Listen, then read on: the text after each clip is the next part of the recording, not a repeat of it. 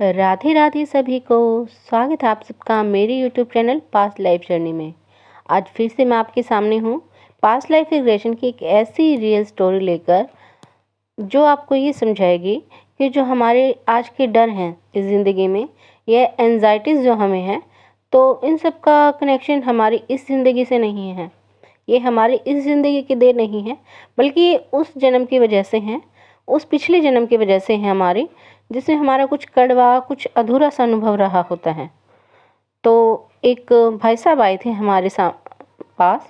उनका real name मैं नहीं बताऊंगी, तो आप सौरभ नाम सोच के चलो। सौरभ नाम के इंसान आए थे हमारे पास। इनकी एज 29 साल रही होगी और बहुत ही शांत स्वभाव के, बहुत ही सिंपल से सीधे से इंसान लगे ये। तो इन्होंने कोई बताया कि इनकी कोई बड़ी समस्या नहीं है, कोई ट्रॉमा इन्होंने नहीं झेला।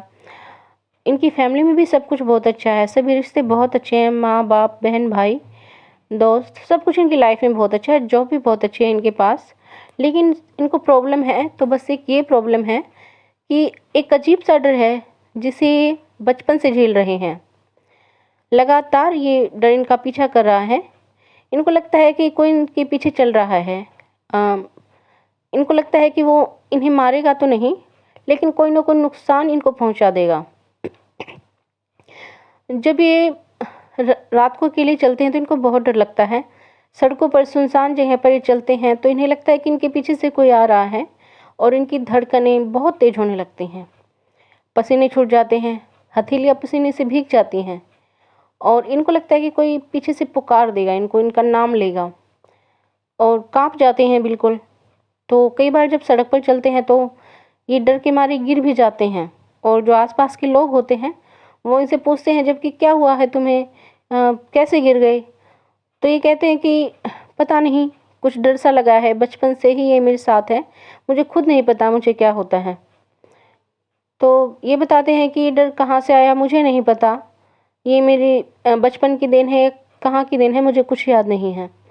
और मैंने डॉक्टर को बहुत बार दिखाया है, लेकिन डॉक्टर क्या बताते हैं, डॉक्टर बताते हैं कि एंजाइटी है। थेरेपी भी लेती हैं ये और मेडिटेशन भी इन्होंने कई बार किया, लेकिन कुछ भी इनको फ़र्क नहीं पड़ा। तो इन्होंने बताया पीछे से कुछ आवाज़ सी आती है और बस इसलिए मैं परेशान सा हो जाता हूँ। फिर जब इनका हमने पास्ट लाइफ रिग्रेशन शुरू किया तो इनको इनके स्पिरिट गाइड के रूप में कोई इंसान दिखाई दिए जिनको ये पहचान नहीं पाए। दोस्तों, मैंने पहले बताया था कि स्पिरिट गाइड के रूप में ज़रूरी नहीं है कि कोई भगवान ही आए, क्या पता उनके पिछले जन्म के कोई पूर्वज हों जो अभी उनके साथ साथ हों उनके और ब्लेसिंग्स दे रहे हों उनको। तो ये कोई ज़रूरी नहीं है। तो ये उनको पहचान तो नहीं पाए स्पिरिट गाइड कौन थे, बट उन्होंने इनकी पास्ट लाइफ दिखाने में इनकी हेल्प की। तो जैसे इनका रिग्रेशन शुरू हुआ, जब ये ट्रांस में गए, हमने इनको उतारा, तो जैसे शुरू हुआ तो इनकी सांसें धीरे धीरे बिल्कुल धीमी सी हो गई और चेहरा भी बिल्कुल जैसे ढीला सा इन्होंने छोड़ दिया और अंदर तक ये अपने ट्रांस में उतरते चले गए, अपनी आत्मा के अंदर। और जब हमने इनसे पूछा कि तुम कहाँ पर हो, उस सीन को देखो, तुम्हारे पैरों के नीचे क्या है, तो इन्होंने बताया कि कच्ची मिट्टी है और कोई पगडंडी है। और हमने पूछा कि कौन सा सन है, तो इन्होंने बताया कि ये शायद 1950 के आसपास का टाइम है। इनकी आवाज़ भी थोड़ी सी दोस्तों चेंज सी हो गई थी। हमने पूछा कि तुम कौन हो, क्या नाम है तुम्हारा, तो उन्होंने बताया कि रघु, शायद यही कुछ नाम लिया था इन्होंने। और हमने पूछा कि एज क्या है तुम्हारी, तो बताया कि इन्होंने मैं लड़का हूँ और 18 से 19 साल की एज है। हमने पूछा ये जगह कौन सी है, क्या नाम है इसका, पहचानो, तो बताया कि मैं राजस्थान का कोई गांव देख रहा हूँ। बिल्कुल धीरे धीरे बोलकर वो ये सब बता रहा था हमें। तो हमने उसको बोला कि अपने घर में जाओ, घर को जाकर देखो। तो कुछ देर के बाद उसने बताया कि छोटा सा मिट्टी का घर है और माता पिता हैं मेरे। तो हमने पूछा कि क्या काम है, तुम क्या करते हो, तो उसने बताया कि हमारे खेत हैं, बस खेती करते हैं और मैं कुछ जैसे दिन में शहर में जाकर कोई काम ढूंढ लेता हूँ, कोई छोटा मोटा मजदूरी वगैरह कुछ। तो उसने बताया कि गांव का माहौल बहुत शांत है, मेरी लाइफ वहाँ भी बहुत अच्छी चल रही थी और गांव की मिट्टी भी इसे बहुत पसंद थी, हरा भरा गांव था, इसे बहुत पसंद आया वो गांव। शांति सी इसके चेहरे पर आ गई थी जब ये सब बता रहे थे, तो सुकून सा था इनके चेहरे पर। फिर आगे बताते हैं वो कि हमने कहा कि जो डर है इसका कनेक्शन कौन से उससे है, उस सीन को तुम देखो। तो उसने बताया कि मैं घर जा रहा हूँ और बहुत रात हो चुकी है, मैं शहर से कोई सामान लेकर आ रहा हूँ, मेरे हाथ में कोई सामान है और मैं धीरे धीरे चल रहा हूँ। तो उसने बताया कि थोड़ी सी देर के बाद उस पर कुछ डर सा लगा। उसने बोला कि मेरे पीछे कोई चल रहा है, मुझे आवाज़ आ रही है। उसकी ये जब वो ये सब बता रहा था तो उसकी जैसे धड़कनें तेज हो रही थी, घबराहट सी कुछ उसके चेहरे पर थी। उसने बताया कि मैं पीछे मुड़कर देख रहा हूँ तो कोई नहीं नज़र आ रहा, लेकिन ऐसा लग रहा है कि पीछे पीछे कोई है। वो देखता है, फिर चलता है, कोई नहीं उसे दिखता, लेकिन उसको डर लग रहा था। और ये डर उसके चेहरे पर जब वो रिग्रेशन करवा रहे थे उस टाइम जब वो ट्रांस में थे तो उनके चेहरे पर भी साफ साफ नज़र आ रहा था ये डर। तो उसने कहा सुनसान रात है और मुझे बहुत डर लग रहा है, मैं गांव के बिल्कुल पास पहुंचने वाला हूं, कुछ ही दूरी पर मेरा गांव रह गया है। तो उसने कहा कि अचानक से किसी ने मुझे पीछे से धक्का दे दिया। कुछ देर के बाद वो जैसे घबराया, ये कहने के बाद उसने बताया, हमने कहा तो आगे क्या हुआ, देखिए बताइए क्या हुआ आगे। तो उसने बताया कि मैं गिर गया हूँ धक्का लगने से, मुझे नहीं पता पीछे से किसने धक्का मारा, लेकिन मैं गिर गया हूँ और एक पत्थर से मेरा सिर टकरा गया, मुझे बहुत जोर की चोट लगी है और मैं उठना चाहता हूँ लेकिन उठ नहीं पा रहा, मुझे चक्कर आ रहे हैं। और वो धीरे धीरे बता रहा था, कुछ घबराहट से उसके चेहरे पर थी जब ये बता रहा था। तो उसने कहा कि मेरी डेथ हो गई, फिर धीरे धीरे मेरी सांसें रुक गई। लेकिन देखो ये कोई हत्या तो नहीं थी, कोई मर्डर तो नहीं था, ना किसी ने बदला लिया था। कुछ लड़के थे जो पीछे उसके पीछे लगे हुए थे, 2-3 इंसान, तो उन्होंने शराब पी हुई थी, वो अपने होशो हवास में भी नहीं थे, तो उन्होंने जानबूझकर भी नहीं किया। लेकिन देखो गलत तो था, मैं ये नहीं कह रही कि ठीक था, लेकिन उन्होंने जानबूझकर नहीं किया था, कोई उनका प्लान नहीं था कि इसको मारेंगे, इसकी हत्या करेंगे, बट बाय चांस ये हो गया।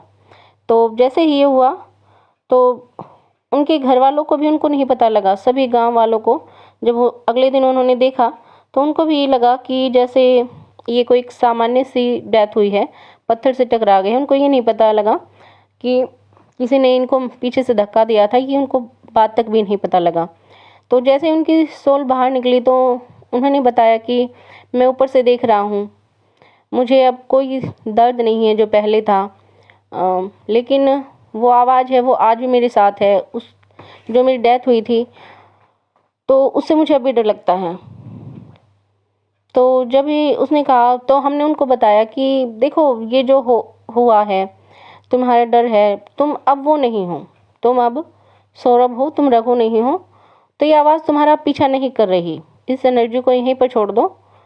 तो उस सांसें जो थी थोड़ी थोड़ी नॉर्मल हुई, चेहरे पर थोड़ी सी शांति उसके आ गई।